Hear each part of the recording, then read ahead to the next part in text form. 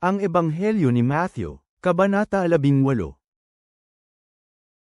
Sa oras ding iyon, lumapit kay Jesus ang mga alagad at sinabi, "Sino ang pinakadakila sa kaharian ng langit?" Tinawag ni Jesus ang isang bata sa kanya, at inilagay niya sa kanilang kalagitnaan, at sinabi, "Totoo itong sinasabi ko sa inyo, maliban na lamang kung kayo ay magsisi at maging katulad ng mga maliliit na bata, hindi talaga kayo makapapasok sa kaharian ng langit." Kaya kung sino man ang nagpapakumbaba sa kanyang sarili katulad ng maliit na batang ito, ang taong iyon ang pinakadakila sa kaharian ng langit. At sino mang tumatanggap sa katulad ng maliit na batang ito alang-alang sa aking pangalan ay tinatanggap ako.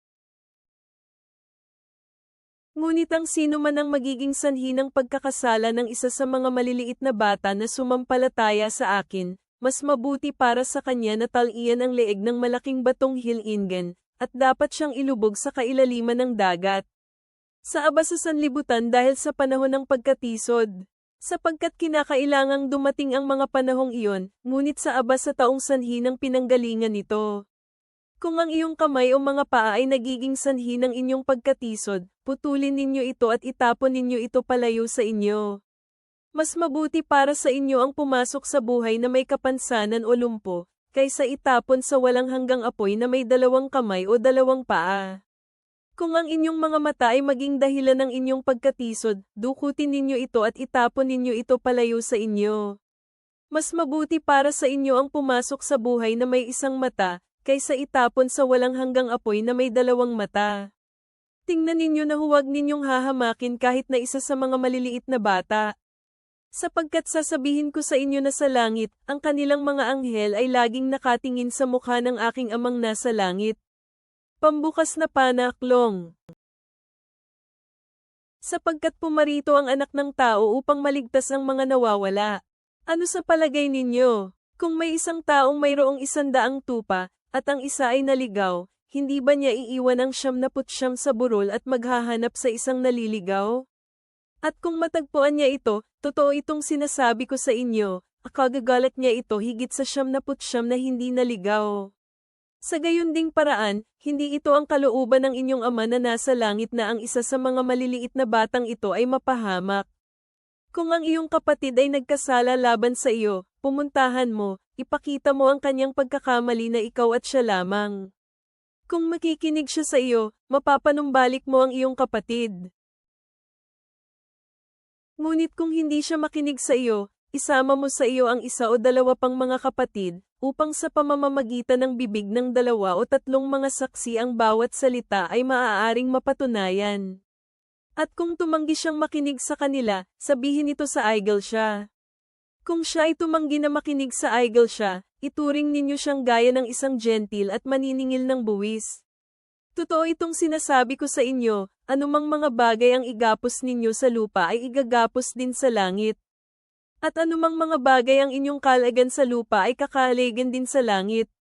Dagdag pa nito, sinasabi ko sa inyo, na kung ang 2 sa inyo ay sumang-ayon sa lupa tungkol sa anumang bagay na kanilang hinihiling, mangyayari ito sa kanila sa pamamagitan ng aking Amang nasa langit.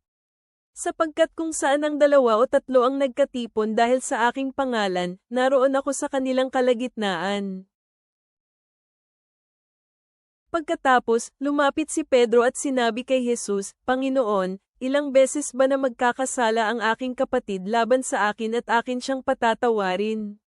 Hanggang 7 beses?" Sinabi ni Jesus sa kanya, "Hindi ko sasabihin sa inyo na 7 beses, kundi hanggang 70 ulit at 7. Sa makatuwid, ang kaharian ng langit ay maihahalin tulad sa isang hari na nais makipagsulit sa kanyang mga utusan. Habang inuumpisahan ang pagsusulit, isang utusan ang dinala sa kanya na nagkautang ng 10,000 mga talento.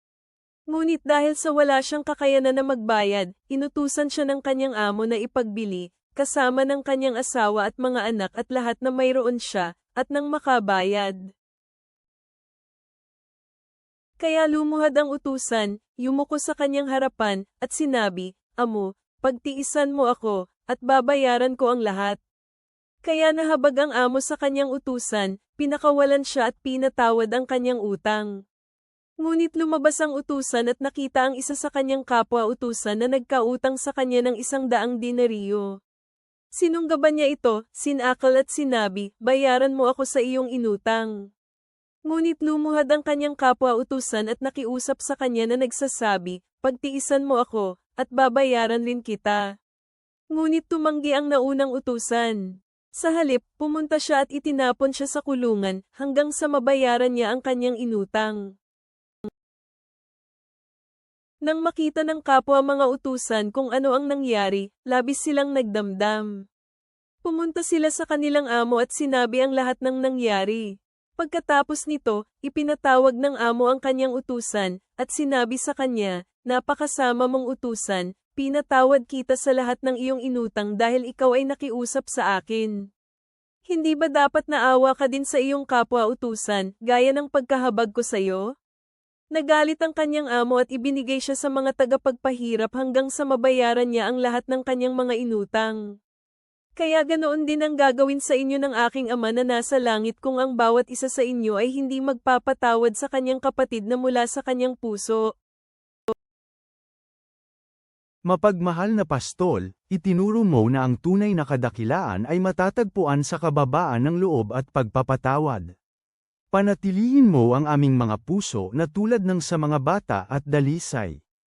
Tulungan mo kaming magpatawad ng paulit-ulit, gaya ng iyong pagpapatawad sa amin ng walang hangganan.